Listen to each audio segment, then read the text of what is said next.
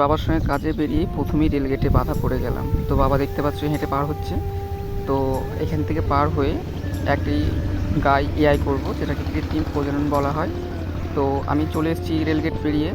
এখন যাব যেখানে আমার কাজ আছে সেখানে। তো দেখতেই পাচ্ছ চারিদিকে সবুজ এলাকা এবং চারিদিকে কেমন ধান ক্ষেত। তো চলো দেখা যাক আজকে কীরকম আমার অভিজ্ঞতার বাড়ি বা তোমাদের সঙ্গে শেয়ার করব। তো বর্তমান যেখানে এআই করতে এসেছি সেখানে চলে এসেছি, দেখতেই পাচ্ছেন। তো আমি এআই করব আজকে। যিনি গরুর ওনার, তিনি গরু আনতে গেছেন। তো তার মাঝেই আমি ভিডিওটা বানাচ্ছি। তো তিনি এখন গরু আনবেন। তো এইখানেই আমরা এআইটা করব, যেটাকে আর্টিফিশিয়াল ইন্টেলিজেন্স বলা হয়। তো প্রথমে দেখে নিই যে ক্যানে আমাদের ওষুধ রাখা আছে। এটা আমার গাড়ি আর এটা আমার প্র্যাকটিশনার ব্যাগ। তো এখান থেকেই বীজ তোলা হবে। তো গরু নিয়ে চলে এসছে, বর্তমান গরু নিয়ে এসছে, বাবা ওখানে দাঁড়িয়ে আছে। তো সেখান থেকে দেখাতে পারলাম না, একটু কাজের চাপে।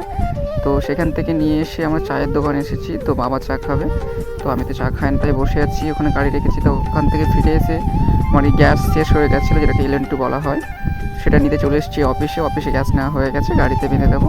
আর দেখতেই পাচ্ছ আমাদের অফিসে, সাগরদিঘি অফিসে কাজ চলছে বর্তমান।